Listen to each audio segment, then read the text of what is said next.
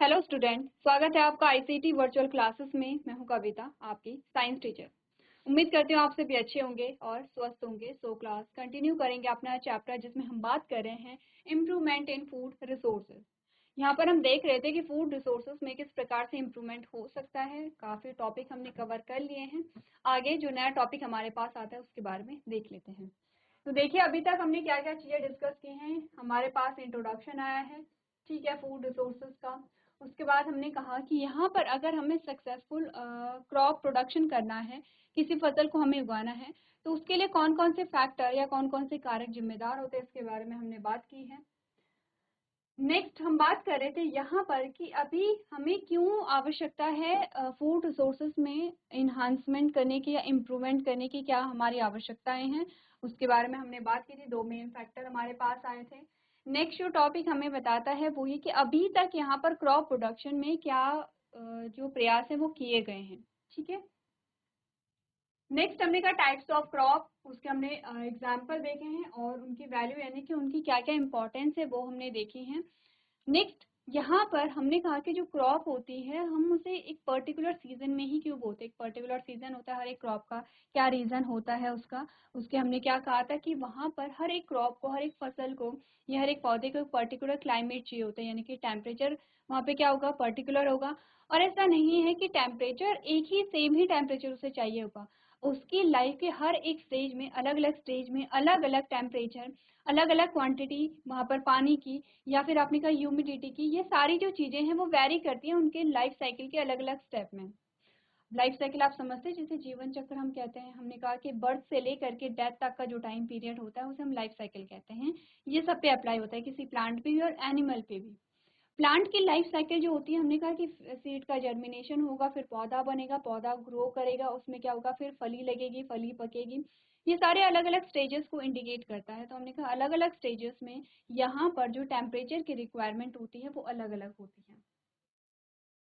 Crop variety improvement में हमने कहा था कि क्रॉप वैरायटी इंप्रूवमेंट हम किस प्रकार से कर सकते हैं। आपने हाइब्रिडाइजेशन या संकरण की बात की थी। हाइब्रिडाइजेशन हमने कहा कि एक नस्ल के बीच में हो सकता है, अलग अलग स्पीशीज के बीच में हो सकता है, अलग अलग जेनरा के बीच में हो सकता है।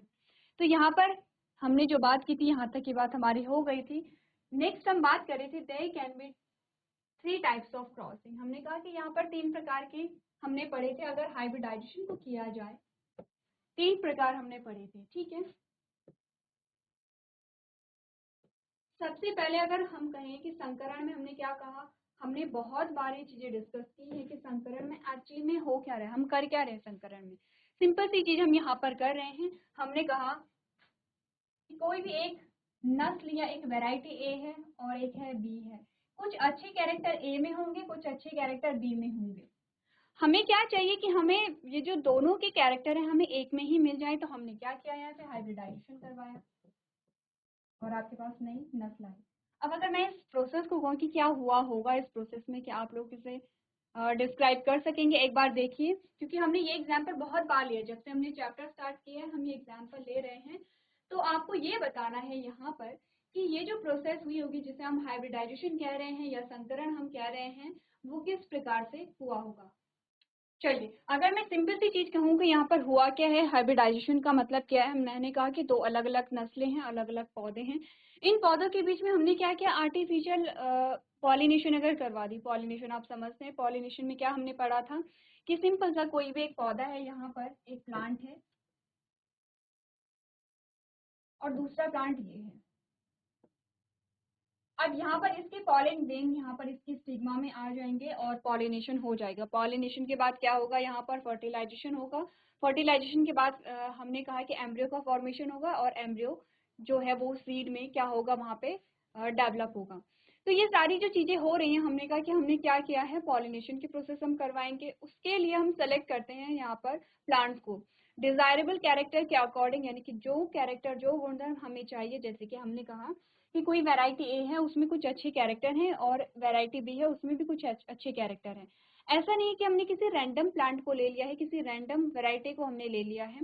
पहले हम रिसर्च करते हैं, पहले हम देखते हैं कि वो कौन से कैरेक्टर है जिनकी हमें आवश्यकता है और जो हमें अपने आने वाले जो नई जो हमारी नस्ल होगी या नई जो हमारी वैरायटी होगी, ठीक है, दोनों की बात हो रही है, हम प्लांट और एनिमल दोनों के एस्पेक्ट में बोल रहे हैं कि हमने कहा कि दोनों जो वैरायटी होगी, दोनों जो किस्में होंगी, हमें वहां पर कौन से कैरेक्टर चाहिए होंगे। तो इसी प्रकार से यहाँ पे क्या किया जाता है, हाइब्रिडाइजेशन की प्रोसेस की जाती है। अब हमने कहा कि यहाँ पर इंटर वेराइटल होता है, इंटर स्पेसिफिक होता है और इंटर जेनेरिक होता है। इंटर वेराइटल में between two varieties of a plant, यानी कि एक पौधे की दो किस्म, यानी कि पौधा एक ही है, जैसे हमने कहा धान है, और धान की दो अलग अलग हमारे पास क्या आती हैं, किस्में आती हैं, उनके बीच हम क्या करा रहे हैं, यहाँ पे क्रॉस करवा रहे हैं। लेकिन हमने कहा inter specific between two species belonging to same genus, एक ही स्पीशीज, एक ही वंश के दो प्रजाति, यानी स्पीशीज अलग अलग है लेकिन उनका जेनेरा क्या है, सेम है।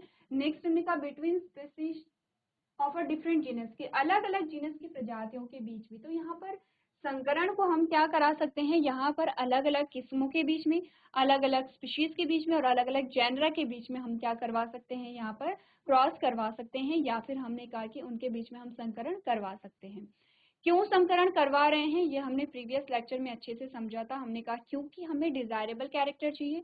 एग्जाम्पल हमने क्या लिया था कि फॉर एग्जाम्पल हमने कहा कि जो एक किस्म है हमारे पास जिसका नाम ए है, उसमें बहुत अच्छी ग्रोथ हो रही है, बहुत अच्छा उत्पादन में हमें मिल रहा है, लेकिन बहुत जल्दी क्या हो जाती है, ये फसल अगर कोई भी यहाँ पे कोई भी इन्फेक्शन अगर हो जाता है पौधों में, तो पूरी फसल खराब हो जाती है। इट मीन्स उत्पादन तो ज्यादा है लेकिन रेजिस्टेंस कैपेसिटी कम है। यहाँ पर रेजिस्टेंस कैपेसिटी तो है लेकिन उत्पादन कम है। इसके अलावा और भी बहुत सारी चीजें हो सकती हैं, ठीक है। हमने कहा न्यूट्रिटिव वैल्यू हम कह सकते हैं कि यहाँ पर उत्पादन बहुत अच्छा है लेकिन न्यूट्रिटिव वैल्यू उतनी अच्छी नहीं है। यहाँ पर उत्पादन कम है लेकिन न्यूट्रिटिव वैल्यू अच्छी है।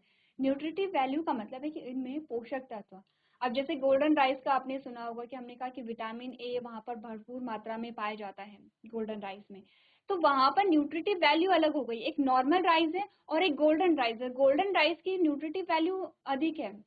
अब फॉर एग्जाम्पल हम मान लेते हैं कि एक तो गोल्डन राइस हमारे पास आता है, एक नॉर्मल राइस हमारे पास आते हैं। नॉर्मल राइस में बहुत अच्छा उत्पादन आपको देखने को मिल रहा है लेकिन गोल्डन राइस की जो न्यूट्रिटिव वैल्यू है वो बहुत अच्छी है। तो आपको दोनों कैरेक्टर चाहिए कि वहां पर न्यूट्रिटिव वैल्यू भी आपको मिले, वहां पर अच्छा उत्पादन भी आपको मिले।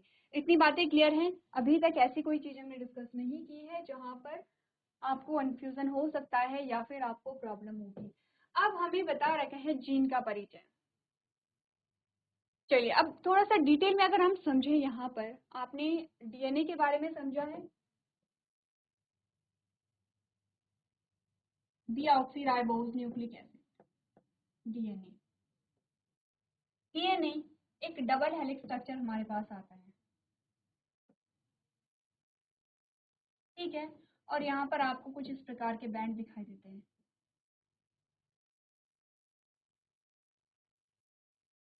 ठीक है।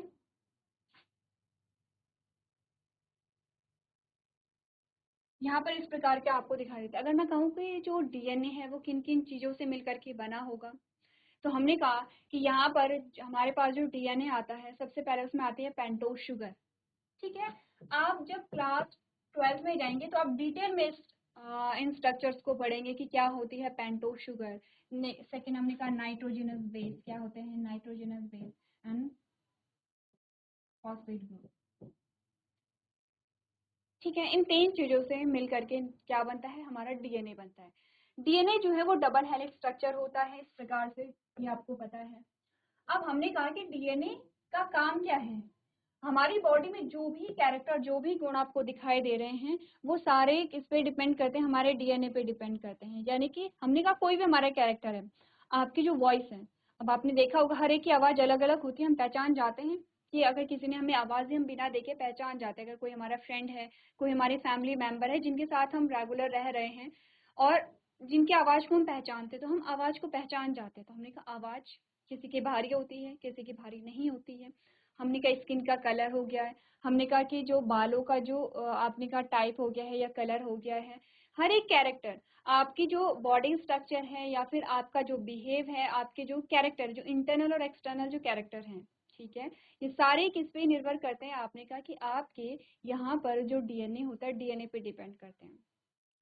अब जैसे हमने कहा कि इंटरनल अगर कैरेक्टर की हम बात करें, हम ग्रोथ की बात कर लेते हैं। जो आपके बाहरी गुण है वो तो आप जानते हैं कि जो स्किन का कलर होता है, जो बालों का कलर है या बालों का टाइप है, आंखों का जो कलर होता है, यहाँ पर तो ये सारी जो चीजें होती हैं, हमने कहा ये एक्सटर्नल कैरेक्टर है। अगर हम ग्रोथ कहें तो ग्रोथ आपको दिखती तो बाहर से है, लेकिन उसके लिए जो रीजन है वो क्या होगा, इंटरनल होगा।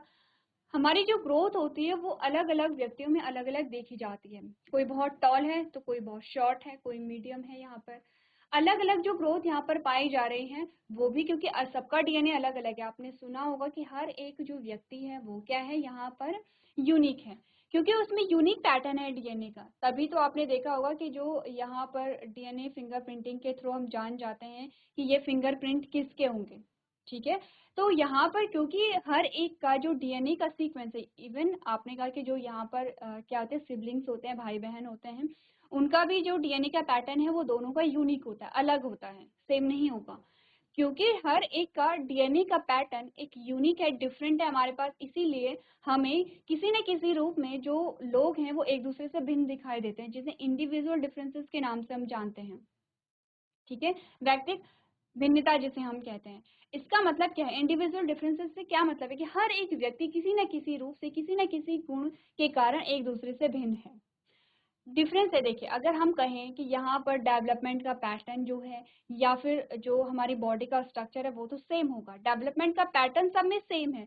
हम ह्यूमंस को हम एग्जांपल में लेकर के चलते हैं कि हम में जो डेवलपमेंट का पैटर्न है वो सेम है।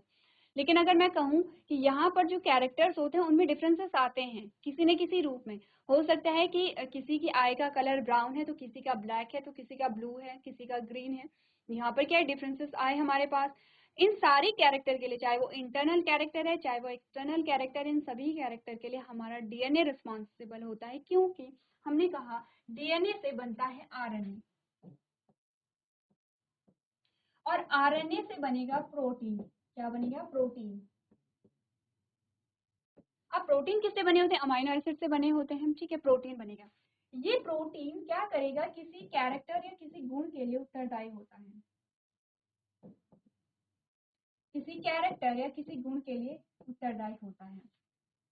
तो क्या समझे, डीएनए से बना आरएनए बनेगा, आरएनए से बनती है प्रोटीन, और प्रोटीन क्या करती है, हर एक गुण के लिए उत्तरदायी होती है।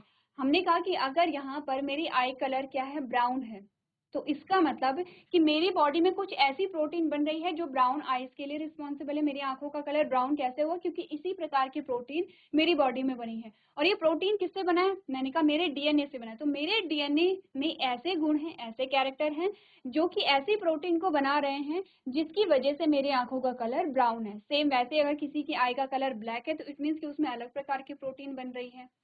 अब होता क्या है, हमने कहा क्योंकि ऐसा तो नहीं है कि डीएनए एक पर्टिकुलर कैरेक्टर को यहाँ पर दिखा रहा है। हमारा डीएनए जो है, डीएनए की बहुत जो लेंथ होती है बहुत ज्यादा होती है। अब हमारे डीएनए ऐसा तो नहीं कि सिर्फ एक कैरेक्टर को यहाँ पे कंट्रोल कर रहा है, जितने भी कैरेक्टर हमारी बॉडी में हैं सभी को हमारा डीएनए ही यहाँ पे क्या करेगा, कंट्रोल करेगा या रेगुलेट करेगा।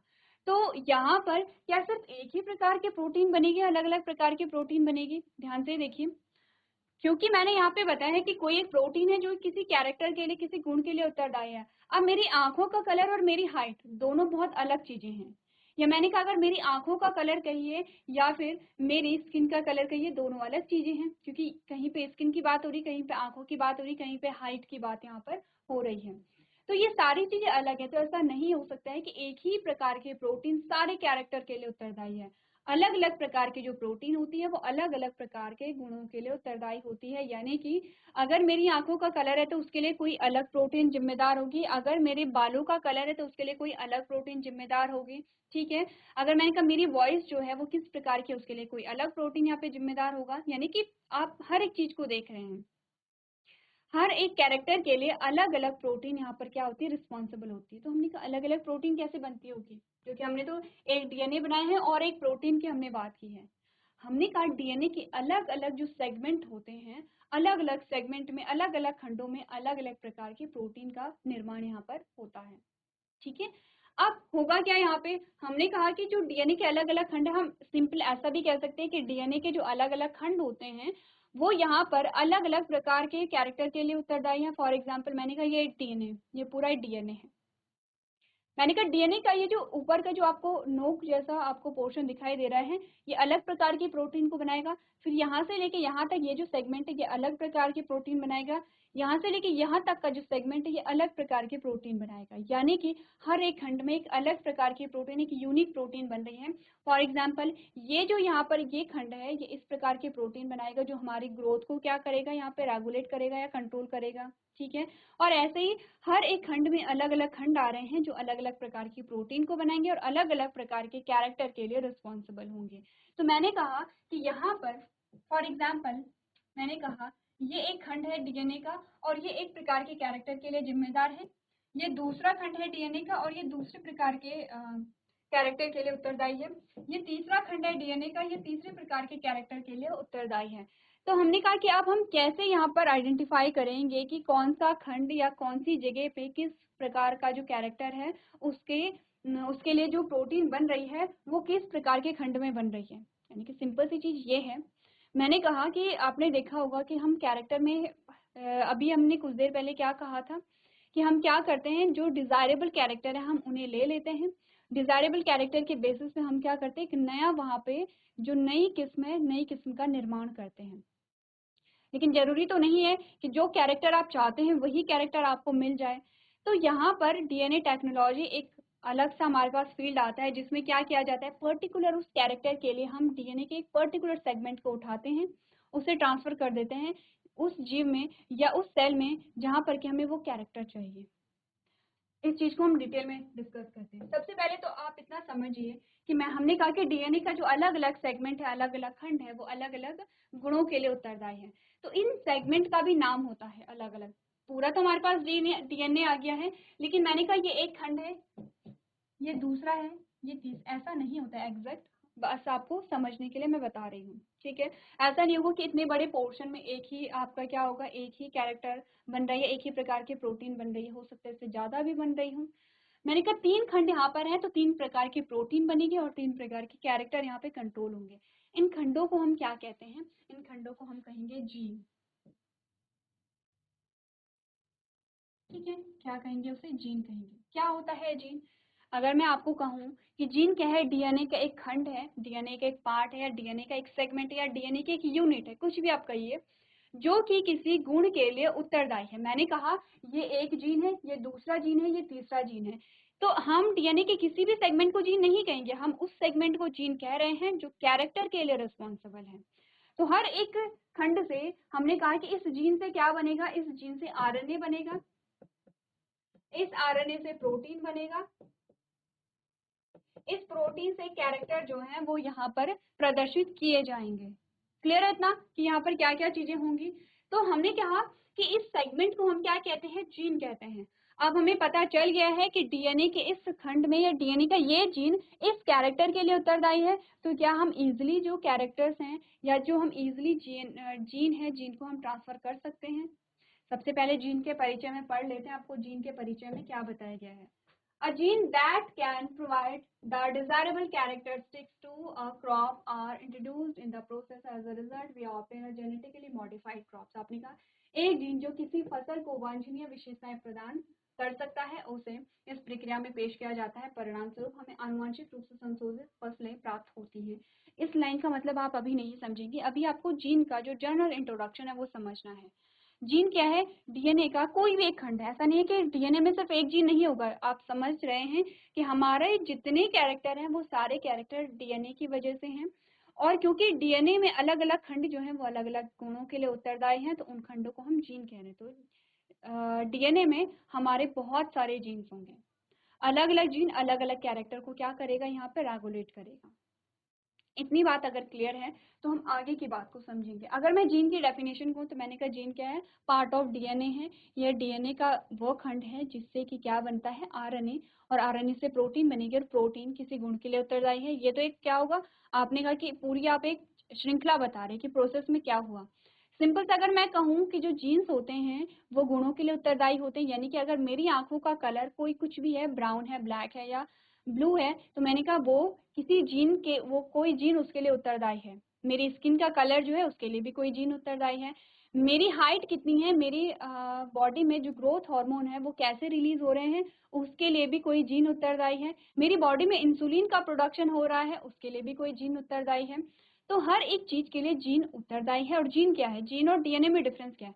डीएनए, हम पूरे डीएनए की बात कर रहे हैं, और अगर मैं जीन कहूँ तो जीन में मैं डीएनए के एक सेगमेंट या एक खंड की बात कर रही हूँ जो किसी गुण के लिए उत्तरदायी है। सबसे पहले आपको जीन की क्या लिखनी है, डेफिनेशन लिखनी है। उसके बाद हम देखेंगे कि आनुवांशिक रूप से संशोधित फसलें किस प्रकार से हमें प्राप्त होती हैं। चलिए अब हम बात करते हैं, यहाँ पर हमने कहा इतनी बात हम समझ गए हैं कि डीएनए क्या है, जीन क्या है, ठीक है। अब होता क्या है एक्चुअली में, डीएनए टेक्नोलॉजी की हमने बात की है। डीएनए टेक्नोलॉजी में क्या होता है,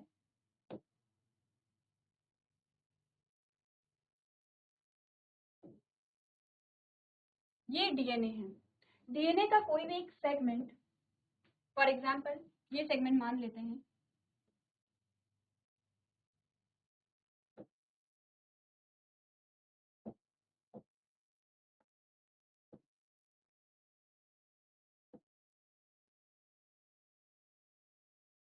डीएनए का ये जो सेगमेंट है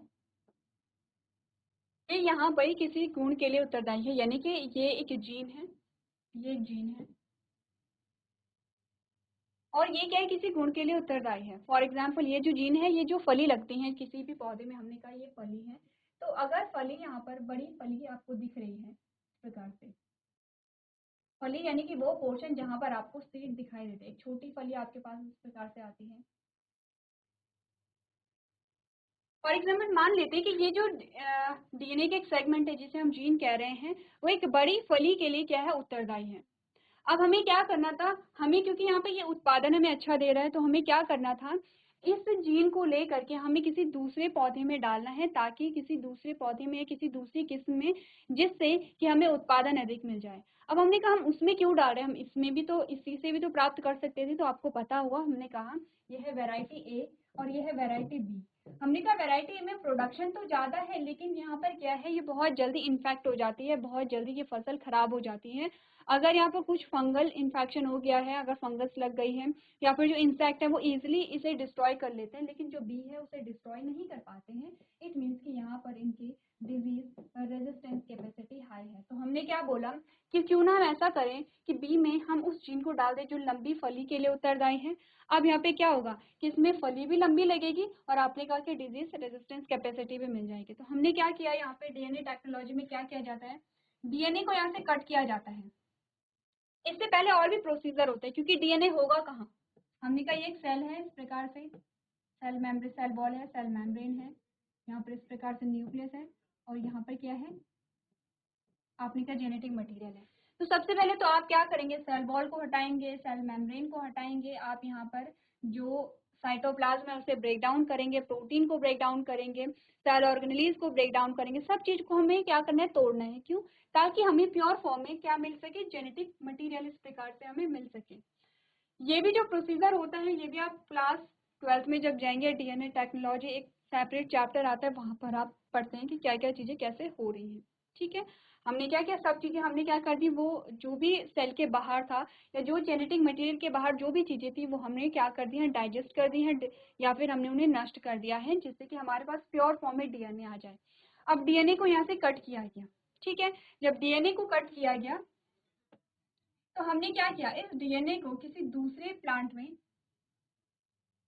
कहाँ क्या किया, हमने ट्रांसफर कर दिया।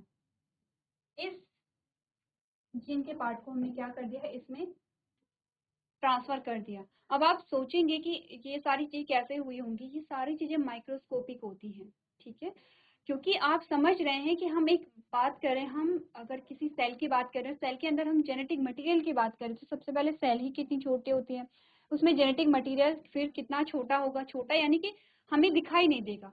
तो ये सारी जो चीजें होती हैं ये माइक्रोस्कोपिक होती हैं, माइक्रोस्कोप के नीचे होती हैं, और बहुत ही बारीकी से इस सारी चीजों को किया जाता है। तो यहाँ पर क्या होगा कि सबसे पहले तो जो डीएनए है, डीएनए को कट किया जाएगा, उसमें आपका जीन ऑफ इंटरेस्ट जिसे हम कहते हैं, वो जीन जिस जो हमें चाहिए वो हम सेलेक्ट करते हैं। उसको सेलेक्ट करके फिर क्या होता है, उसे एक जगह से दूसरी जगह आप क्या करेंगे, ट्रांसफर करेंगे। यानी कि आपने इस पौधे की सेल को लिया था यहाँ पे, इस सेल, इसके जेनेटिक मटेरियल को आपने लिया, इससे आपने एक जीन को निकाला जो कि क्या है, इस फली के लिए, एक लंबी फली के लिए क्या है, उत्तरदायी है। अब आपने उसका जो जीन था वो इसमें डाल दिया। जब इसमें आपने डाल दिया तो इसके पास वो जीन आ गया है, ठीक है। जो आपके पास जो वेराइटी बी है उसके पास वो जीन आ गया है। अब क्या होगा कि इसमें फली भी आपको ज्यादा मिलेगी, फली भी आपको बड़ी दिखाई देगी, इसका मतलब उत्पादन भी आपको मिला और डिजीज रेजिस्टेंस कैपेसिटी भी इसमें पाई जाएगी। तो अब आप समझ रहे हैं इस लाइन का मतलब आपको क्या समझाया जा रहा है कि एक जीन जो किसी फसल को वांछनीय विशेषताएं प्रदान कर सकता है, उसे इस प्रक्रिया में पेश किया जाता है। परिणाम स्वरूप हमें आनुवंशिक रूप से संशोधित फसल प्राप्त होती है। अब जो वैरायटी बी थी हमें मिली, वो क्या है, यहाँ पर आपने कहा जेनेटिकली मॉडिफाइड है, क्योंकि उसके जेनेटिक मटेरियल में चेंज हुआ है, उसके जेनेटिक मटेरियल में एक फॉरेन जीन को ऐड किया गया है। अब उसका जो डीएनए का सीक्वेंस होगा वो क्या हो जाएगा, चेंज हो जाएगा, मॉडिफाई हो जाएगा, जो कि आपको क्या दे रहा है, बेनिफिट्स यहाँ पर प्रोवाइड करवा रहा है। चलिए, अब हमने जब जीन का परिचय करवा लिया है, ठीक है, हमने जीन का परिचय यहाँ पर करवाया, तो हमने कहा कि फसलों में किस प्रकार से इम्प्रूवमेंट होगा, ये आप समझते हैं। फसलों में क्या इम्प्रूवमेंट हुआ, जैसे कि हमने एग्जाम्पल अभी लिया हुआ था। इसके अलावा हमारे पास अब जो चीजें आती हैं, जैसे कि अगर हम देखें,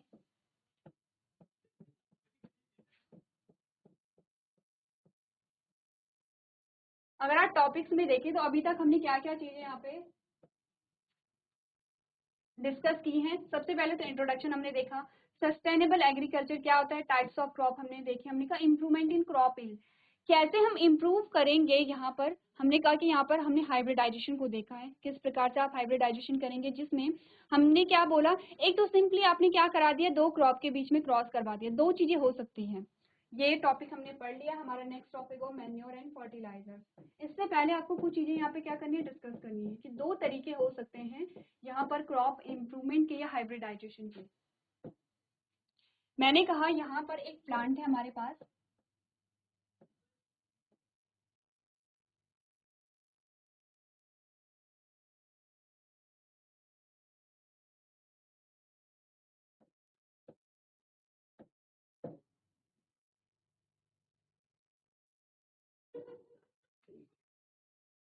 ठीक है, एक प्लांट ये है, एक प्लांट ये है।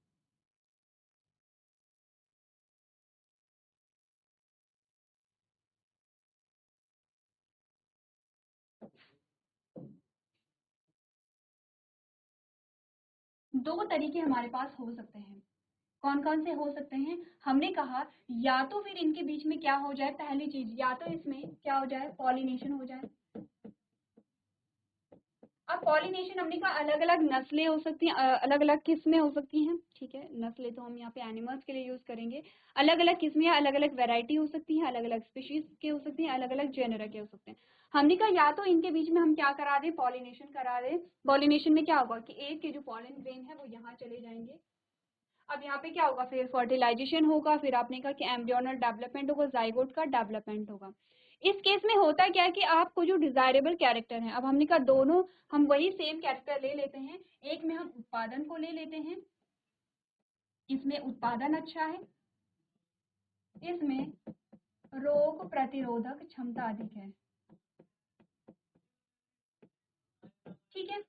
अब हमने कहा कि हो सकता है इन दोनों के बीच में जब हमने पॉलिनेशन करवाया तो अब यहाँ पर क्या बनेंगे, सीड बनेंगे, बीज बनेंगे। अब जब अब आपने उन बीजों को बोया तब आपके पास रिजल्ट देखने को मिलेंगे। इसमें हो सकता है कि आपके डिजायरेबल कैरेक्टर आ जाए, हो सकता है कि ना भी आए, ठीक है। यहाँ पर डिपेंड करता है कि कौन सा जो गुण है वो प्रभावी है, कौन सा अप्रभावी है।